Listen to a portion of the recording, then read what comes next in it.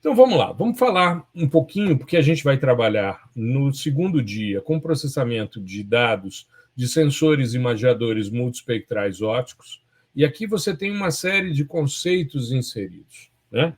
Nós temos o sensor, que é algo que capta, imagiador, que gera uma imagem que é digital, que se diferencia dos sistemas fotográficos. Ah, mas a fotografia é digital. Em termos formais, a gente separa a fotografia como um processo analógico de sensibilização de haletos de prata por incidência de luz num filme, processo de revelação, que é o sistema tradicional, e a imagem, sim, é um sistema digital adquirido por uma série de detetores e que permitem essa análise.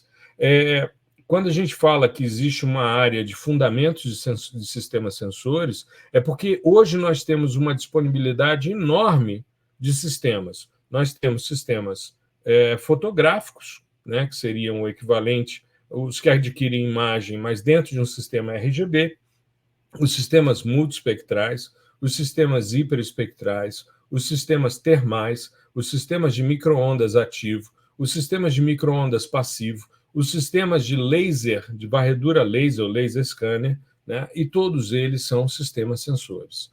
Cada um tem uma especificidade, cada um tem uma estruturação. Então, nós temos uma formação sistemas sensores em que a gente explica cada uma delas, como é que cada sistema funciona e como cada dado pode ser utilizado. Então, é importante entender como os diversos sistemas sensores funcionam. Então, quando a gente pega aqui, né, o sensor, ele é imagiador, porque a imagem gerada é digital, como eu comentei. Ele é multiespectral, porque ele adquire imagens em faixas espectrais distintas.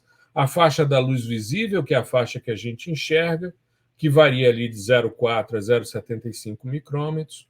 O infravermelho próximo, também chamado de NIR, porque a sua sigla em inglês, Near Infrared, de 0,76 a 1,2 micrômetros, e infravermelho de ondas curtas, que é o SWOR, Short Wave Infrared, de 1,2 a 2,5 micrômetros. Daqui a pouco a gente vai mostrar um pouquinho essa questão, mas isso é uma onda, né, a radiação eletromagnética. Então, quando você estudou ali os conceitos básicos de espectroscopia, você já sabe que a radiação eletromagnética se separa em faixas distintas e ela se propaga tanto num campo elétrico como num campo magnético. Esses campos são perpendiculares entre si e a distância de uma crista até outra, ou a distância de um vale até outro, define o comprimento dessa onda.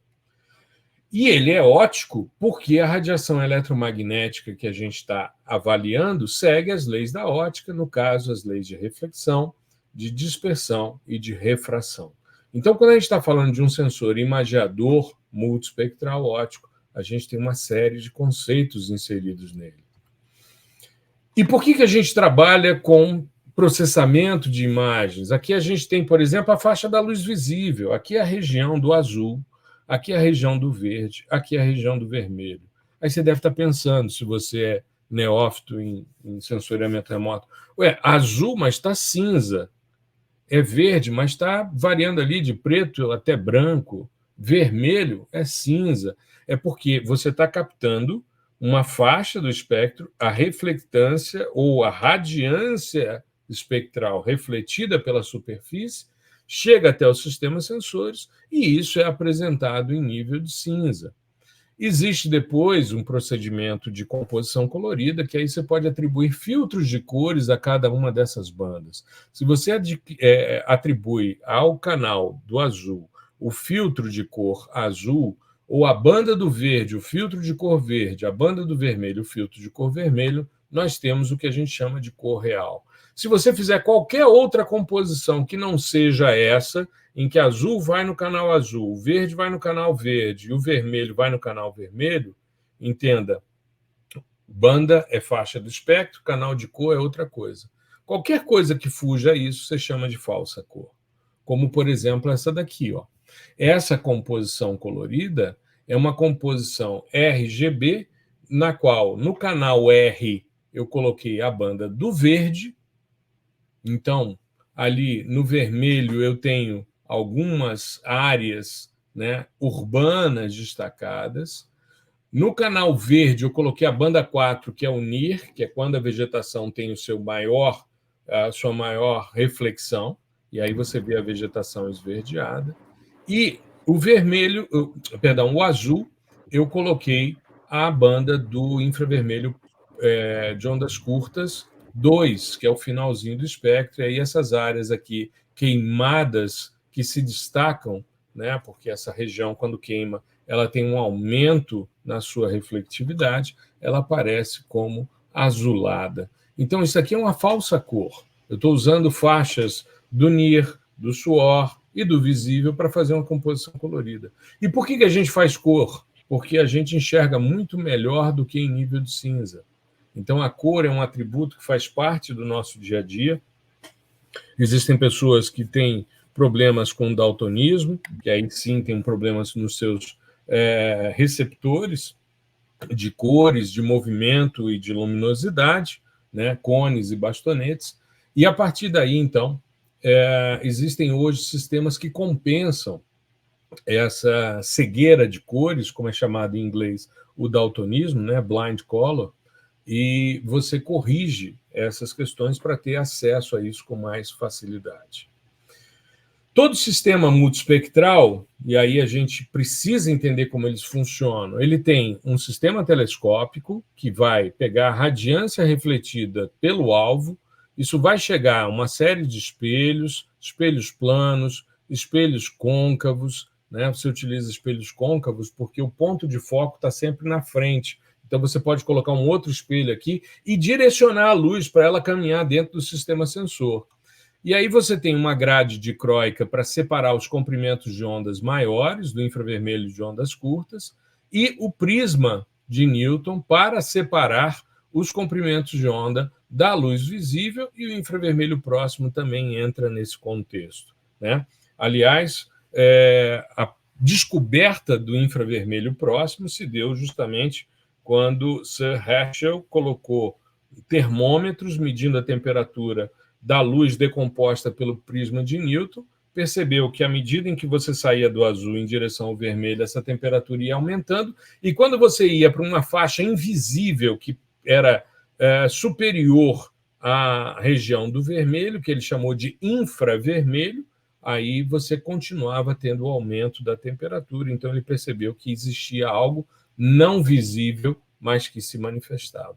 Isso chega aos detetores, que são ligas metálicas que captam esses fótons que são trazidos para cá, e isso é convertido para um sinal digital, e isso é transmitido. Então, todo sistema sensor tem um sistema óptico, um sistema de dispersão, um sistema de detecção e um sistema eletrônico.